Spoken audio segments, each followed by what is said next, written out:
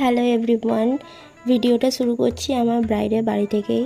কারণ আমি ভিডিও করব কি তার কোনো ঠিক ছিল না। ব্রাইডের পরে দুটো পার্টি মেকআপ ছিল বলে ইসিটাকে নিয়ে গিয়েছিলাম। তো ও আছে, আমার ভিডিও করে দেওয়ার লোকও আছে, সেই জন্য ওখান থেকে স্টার্ট করেছিলাম। আর আমাদের কল টাইম ছিল 2:30, আর ব্রাইড এসে বসেছিল 3:30 পরে।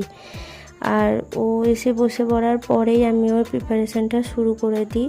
তো তোমরা স্ক্রিনেতে দেখতেই পাবে আমি কি কি প্রোডাক্ট ইউজ করছি। আর কি বলো তো, একা একা ভিডিও করা যায় না, কেউ একজন সাথে থাকলে তবে এইসব ভিডিওগুলো করা যায়।